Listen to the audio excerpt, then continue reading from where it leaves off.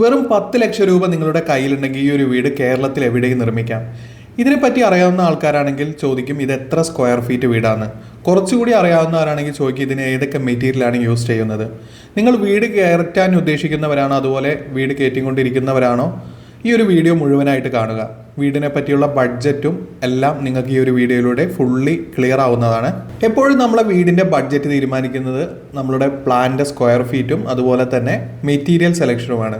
അപ്പോൾ പല ടൈപ്പിലുള്ള മെറ്റീരിയൽ, ഇപ്പോൾ ഫൗണ്ടേഷൻ മുതൽ ഫിനിഷിംഗ് വർക്ക് വരെ നമുക്ക് ബഡ്ജറ്റായിട്ടും അതുപോലെ തന്നെ ഏറ്റവും കുറവ് എമൗണ്ടിലും സെലക്ട് ചെയ്യാവുന്ന മെറ്റീരിയലും കാര്യങ്ങളുണ്ട്. ഇപ്പോൾ നമുക്ക് വാൾ എടുത്തു കഴിഞ്ഞാൽ തന്നെ നമുക്ക് വെട്ടുകല്ലിൽ ചെയ്യാം അല്ലെങ്കിൽ സിമെൻറ്റ് ബ്ലോക്കിൽ ചെയ്യാം. രണ്ടും തമ്മിൽ ഒരു 20% ഡിഫറൻസ് എന്തായാലും ഉണ്ട്. അതുപോലെ തന്നെയാണ് എല്ലാ മെറ്റീരിയൽസിൻ്റെ കാര്യം. ഇവിടെ ഈ സ്ക്രീനിൽ കാണുന്ന വീട് വരുന്നത് 800 സ്ക്വയർ ഫീറ്റ് ആണ്. 3 റൂമാണ് ഗ്രൗണ്ട് ഫ്ലോറിൽ വരുന്നത്. ഈ ഒരു വീടിൻ്റെ 3D എലിവേഷനും പ്ലാനുമാണ് ഈ ഒരു വീഡിയോയിലൂടെ ഫുള്ളി ഡിസ്ക്രൈബ് ചെയ്യാൻ പോകുന്നത്. ഞാൻ എപ്പോഴും ഈ പ്ലാനും 3D എലിവേഷനും ഇൻറ്റീരിയർ ഡിസൈനും എല്ലാം ചെയ്യുമ്പോൾ റേറ്റ് പറയുന്നത് എപ്പോഴും ഫുൾ കോൺട്രാക്റ്റ് അല്ല, വർക്ക് കോൺട്രാക്റ്റ് കൊടുത്തിട്ട് മെറ്റീരിയൽ ക്ലയൻറ്റ് കൊടുത്ത് ചെയ്യിക്കുമ്പോഴുള്ള റേറ്റ് ആണ്. എപ്പോഴും ഒരു 20% പ്രോഫിറ്റ് ഏതൊരു കോൺട്രാക്ടർക്കും കിട്ടുന്നതാണ് ഏതൊരു കൺസ്ട്രക്ഷൻ വർക്കിലും. അങ്ങനെ വർക്ക് കോൺട്രാക്റ്റ് കൊടുത്ത് ചെയ്യുമ്പോൾ ഒരു 20% ഡിഫറൻസ് വരും. ഓക്കെ, അപ്പോൾ നമുക്കൊരു എഞ്ചിനീയറെ സൂപ്പർവിഷൻ ചാർജ് കൊടുത്തിട്ട് നിർത്തി കഴിഞ്ഞാലും പ്രോഫിറ്റും അതുപോലെ തന്നെ വർക്ക് ക്വാളിറ്റിയും 100% ഉണ്ടാവുന്നതാണ്. ആദ്യം ഇനി ഈ ഒരു 3D എലിവേഷൻ്റെ പ്ലാൻ ഒന്ന് ഡിസ്ക്രൈബ് ചെയ്യാം. ഇപ്പോൾ സ്ക്രീനിൽ കാണുന്നതാണ് ഈ ഒരു വീടിൻ്റെ ഗ്രൗണ്ട് ഫ്ലോർ പ്ലാൻ. ഗ്രൗണ്ട് ഫ്ലോറിൽ 800 സ്ക്വയർ ഫീറ്റ് ആണ് വരുന്നത്. 3 ബെഡ്റൂമും വരുന്നുണ്ട്. സിറ്റ് ഔട്ടിൽ നിന്നും ഡയറക്റ്റ് എൻട്രി വരുന്നത് ലിവിംഗ് സ്പേസിലേക്കാണ്. അത്യാവശ്യം വലുപ്പമുള്ള 10x6 ഫീറ്റിൻ്റെ സിറ്റ് ഔട്ട് സ്പേസും മെയിൻ ഡോർ ഓപ്പൺ ചെയ്ത് കഴിഞ്ഞാൽ ലെഫ്റ്റ് സൈഡിലായി എൽ ഷേപ്പിലായി 5 സീറ്ററോട് കൂടിയ ലിവിംഗ് അറേഞ്ച്മെൻറ്റും ഓപ്പോസിറ്റ് വാളിലായി ഒരു TV യൂണിറ്റും അറേഞ്ച് ചെയ്യാവുന്നതാണ്. ലിവിങ്ങിൻ്റെ സ്പേസ് വരുന്നത് 270x3 മീറ്റർ ആണ്. അത്യാവശ്യം വലുപ്പമുള്ളൊരു ലിവിംഗ് സ്പേസ് തന്നെയാണ് വരുന്നത്. ലിവിങ്ങിൽ നിന്നും ഡയറക്റ്റ് എൻട്രി വരുന്നത് ഡൈനിങ് സ്പേസിലേക്കാണ്. അത്യാവശ്യം വലുപ്പമുള്ള ഒരു 6 സീറ്ററോട് കൂടിയ ഡൈനിങ് അറേഞ്ച്മെൻറ്റ് സെറ്റ് ചെയ്യാവുന്നതാണ്. ലിവിംഗ് ഡൈനിങ് ഈ ഒരു പാർട്ടീഷൻ വാള് റിമൂവ് ചെയ്ത് കഴിഞ്ഞ് ഒറ്റ വലിയ ഹാളായിട്ട് തന്നെ ലഭിക്കുന്നതാണ്. അതുപോലെ തന്നെ റൈറ്റ് സൈഡിലായി ഇവിടെ ഒരു സ്റ്റെയറിൻ്റെ അറേഞ്ച്മെൻറ്റും നൽകിയിരിക്കുന്നു. ഒറ്റ ഫ്ലോർ ആയിട്ടാണ് ചെയ്യണമെങ്കിൽ ഈ ഒരു സ്റ്റെയർ റിമൂവ് ചെയ്ത് കഴിഞ്ഞാൽ ഇവിടെ നമുക്ക് സിറ്റിംഗ് സ്പേസോ അല്ലെങ്കിൽ ഒരു ലേഡീസ് ഫാമിലി ലിവിംഗ് സ്പേസോ ഒക്കെ ആയിട്ട് സെറ്റ് ചെയ്യാവുന്നതാണ്. ഇല്ലെങ്കിൽ ഈ ഒരു ബെഡ്റൂമിന് ഒരു ടോയ്ലറ്റ് സ്പേസും ഇവിടെ കൊടുക്കാവുന്നതാണ്. അത്യാവശ്യം വലുപ്പമുള്ള ഒരു ഡൈനിങ് സ്പേസ് തന്നെയാണ് ഇവിടെ ലഭിക്കുന്നത്. 270x4 മീറ്ററോളം, അതായത് 13 ഫീറ്റോളം നീളം ഈ ഒരു ഡൈനിങ് സ്പേസിനുണ്ട്. അതുപോലെ തന്നെ ഡൈനിങ്ങിനോട് ചേർന്ന് തന്നെ നോർത്ത് ഈസ്റ്റിലായ ഒരു കിച്ചൺ സ്പേസും നൽകിയിരിക്കുന്നു. കിച്ചൻ്റെ അളവ് വന്നിരിക്കുന്നത് 10x8 ഫീറ്റാണ്. അത്യാവശ്യം വലുപ്പമുള്ളൊരു കിച്ചൺ സ്പേസും ഈ ഒരു പ്ലാനിൽ ഇത് ക്ലോസ്ഡ് കിച്ചണായിട്ടാണ് അറേഞ്ച് ചെയ്തിരിക്കുന്നത്. ഇവിടെ ഒരു കൗണ്ടർ സ്പേസ് എല്ലാം നൽകി 2 സീറ്ററൊക്കെ നൽകി കഴിഞ്ഞാൽ നമുക്കൊരു ഓപ്പൺ കിച്ചണായിട്ടും സെറ്റ് ചെയ്യാവുന്നതാണ്. അത്യാവശ്യം വലുപ്പമുള്ള കിച്ചണിൽ ഇങ്ങനെ ഒരു എൽ ഷേപ്പിലായി സ്ലാബ് കൊടുത്ത് ഇവിടെ നമുക്കൊരു ഫ്രിഡ്ജിൻ്റെ സ്പേസും അത്യാവശ്യം സ്റ്റൗവും സിങ്കും അതുപോലെ തന്നെ കബോർഡ് സ്പേസും ചെയ്യാവുന്ന തരത്തിൽ തന്നെയാണ് ഡിസൈൻ ചെയ്തിരിക്കുന്നത്. ഗ്രൗണ്ട് ഫ്ലോറിൽ വരുന്നത് 3 റൂമാണ്. ഈ 3 റൂമും അതിലെ മാസ്റ്റർ ബെഡ്റൂം 10x10 റൂമാണ് നൽകിയിരിക്കുന്നത്. മാസ്റ്റർ ബെഡ്റൂം ഈ ഒരു റൂമിന് അറ്റാച്ച്ഡ് ടോയ്ലറ്റ് നമുക്ക് ഇവിടെ കൊടുക്കാവുന്നതാണ്. രണ്ടാമത്തെ റൂമും മൂന്നാമത്തെ റൂമും ടോയ്ലറ്റ് ഇല്ലാതെയാണ് നൽകിയിരിക്കുന്നത്. ഈ ഒരു ടോയ്ലറ്റ് നമുക്ക് കോമൺ ആയിട്ട് നൽകുകയാണെങ്കിൽ 3 റൂമിന് ഒരു ടോയ്ലറ്റായിട്ടും യൂസ് ചെയ്യാവുന്നതാണ്. രണ്ടാമത്തെയും മൂന്നാമത്തെയും റൂം സെയിം സൈസിൽ തന്നെ 10x10 ഫീറ്റിൻ്റെ അത്യാവശ്യം വലുപ്പമുള്ള റൂം തന്നെയാണ് നൽകിയിരിക്കുന്നത്. ഈ ഒരു വീടിൻ്റെ പ്ലാനിലേക്ക് വന്നു കഴിഞ്ഞാൽ ക്ലൈൻറ്റിൻ്റെ ഏറ്റവും വലിയ അത്യാവശ്യം 3 റൂം വരണം എന്നൊരു ബഡ്ജറ്റ് 10 to 12 ലക്ഷത്തിൻ്റെ അകത്താണ് നിൽക്കാൻ പാടുള്ളൂ. അതുകൊണ്ടാണ് 800 സ്ക്വയർ ഫീറ്റിന് ഈ ഒരു 3 റൂമുള്ള ഇങ്ങനൊരു പ്ലാന് സെറ്റ് ചെയ്യാൻ കാരണം. ഈ ഒരു ടോയ്ലറ്റിൻ്റെ ആവശ്യം കൂടുതലുണ്ടെങ്കിൽ നമുക്ക് ബാക്കിലത്തെ റൂമിനെ എക്സ്റ്റെൻഡ് ചെയ്ത് ഇവിടെ ഒരു ടോയ്ലറ്റ് എക്സ്ട്രാ എടുക്കുകയാണെങ്കിലും 150x150 എടുക്കുകയാണെങ്കിലും നമുക്ക് മാക്സിമം ഒരു 30 സ്ക്വയർ ഫീറ്റൊക്കെയാണ് കൂടുകയുള്ളൂ. സ്ക്രീനിൽ കാണുന്നതാണ് ഈ ഒരു വീടിൻ്റെ എലിവേഷൻ ഡിസൈൻ. ഫുള്ളി കണ്ടംപററി വിത്ത് ഫ്ലാറ്റ് റൂഫ് സ്റ്റൈലാണ് ഈ ഒരു വീട് ഡിസൈൻ ചെയ്തിരിക്കുന്നത്. അതുകൊണ്ട് തന്നെ എക്സ്റ്റീരിയൽ നൽകിയിട്ടതല്ല പെയിൻറ്റിങ് വർക്കാണ്. ക്ലാഡിംഗ് സ്റ്റോണിൻ്റെ വർക്ക് ഏറ്റവും മിനിമലായി, അതായത് ക്ലാഡിംഗ് സ്റ്റോണെ കൊടുക്കാതെ പെയിൻറ്റിങ് വർക്കിലാണ് ഈ ഒരു വീട് ഡിസൈൻ ചെയ്തിരിക്കുന്നത്. അതുകൊണ്ട് തന്നെ ഏറ്റവും ബഡ്ജറ്റായിട്ട് തന്നെ നമുക്കിത് പണിയാവുന്നതാണ്. ഈ ഒരു വീടിൻ്റെ എലിവേഷനിലേക്ക് വന്നു കഴിഞ്ഞാൽ സിറ്റ് ഔട്ടിൻ്റെ കോർണറിലായ ഒരു പില്ലറിലും നമ്മളൊരു ടെക്സ്ചർ പെയിൻറ്റ് വർക്കെല്ലാം നൽകാം. ഇതിലിപ്പോൾ നോർമൽ പെയിൻ്റാണ് നൽകിയിട്ടുള്ളൂ. അതുപോലെ തന്നെ റൈറ്റ് സൈഡ് ബെഡ്റൂമിൻ്റെ ചുറ്റുമായി ഒരു ഷോ വാള് ലെഫ്റ്റും റൈറ്റും ഇറക്കി ഇവിടെയാണ് നമുക്ക് മെയിൻ സ്ലാബ് വരിക.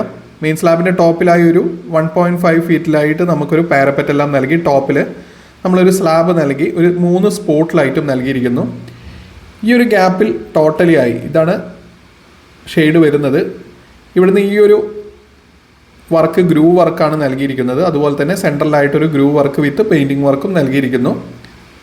ഈ ഒരു മുന്നിലത്തെ ബെഡ്റൂമിൻ്റെ ബെഡ് ഇവിടെയാണ് സെറ്റ് ചെയ്യുന്നത്. ഇപ്പോൾ ബെഡ് സെറ്റ് ചെയ്യുമ്പോൾ ബെഡിൻ്റെ ഹെഡ് വരുന്ന ഭാഗം നമുക്ക് ലെഫ്റ്റും റൈറ്റും ആയിട്ട് ഓരോ വിൻഡോ നൽകി കഴിഞ്ഞ് ഈ സെൻറ്ററിൽ നമ്മൾ ഇൻറ്റീരിയർ സ്പേസിൽ നമുക്ക് വല്ല ഒരു പിക്ചറും ലൈറ്റും കൊടുത്താൽ തന്നെ നമുക്ക് ആ ഒരു റൂം ഒരു ലക്ഷറി ഫീലായിട്ട് കിട്ടും, നമ്മളൊരു സെൻറ്ററിലൊരു വിൻഡോ കൊടുക്കണേക്കാളിലും.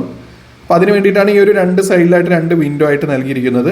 സെയിം ഈ ബെഡ്റൂമിലും അങ്ങനെ തന്നെ ലെഫ്റ്റും റൈറ്റും ആയിട്ട് സിംഗിൾ വിൻഡോ. ഇവിടെയാണ് ബെഡിൻ്റെ ഹെഡ് സെറ്റ് ചെയ്യാൻ പോകുന്നത്. മെയിനായിട്ട് നമ്മൾ എലിവേഷൻ ഡിസൈനിലെല്ലാം പ്രൊജക്റ്റ് ചെയ്ത് നിൽക്കുന്നത് ഇപ്പോൾ ലൈറ്റിംഗ് വർക്കാണ്.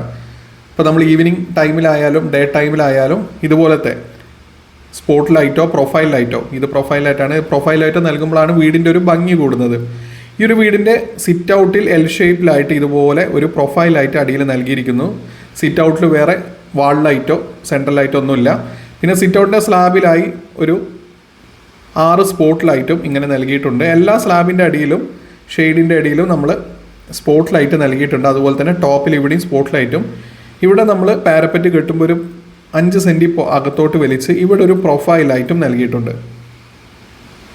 ഈ ഒരു വീടിൻ്റെ എലിവേഷൻ തന്നെയാണ് ഈ ഒരു വീടിൻ്റെ റേറ്റ് ഇത്രയും അഡ്ജസ്റ്റ് ആയിട്ട് നമുക്ക് ചെയ്യാൻ പറ്റുന്നത്.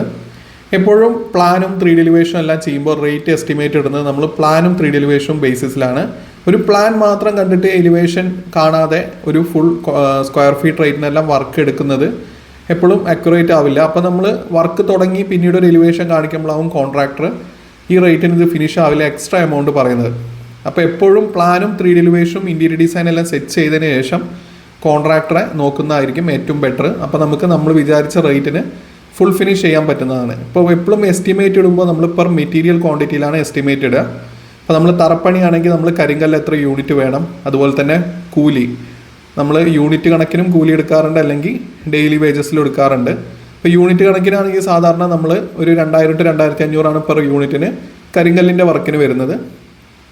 ഇപ്പോൾ എപ്പോഴും ഫുൾ എസ്റ്റിമേറ്റ് അടക്കം ഇട്ടതിന് ശേഷം മാത്രം ഫുൾ കോൺട്രാക്റ്റോ അല്ലെങ്കിൽ വർക്ക് കോൺട്രാക്റ്റോ ഒക്കെ കൊടുക്കാൻ ശ്രദ്ധിക്കുക. അപ്പോൾ നമുക്കൊരു നമ്മൾ വിചാരിച്ച എമൗണ്ടിൽ ഫിക്സ്ഡ് എമൗണ്ടിൽ ഫിനിഷ് ആവാൻ പറ്റുന്നതാണ്.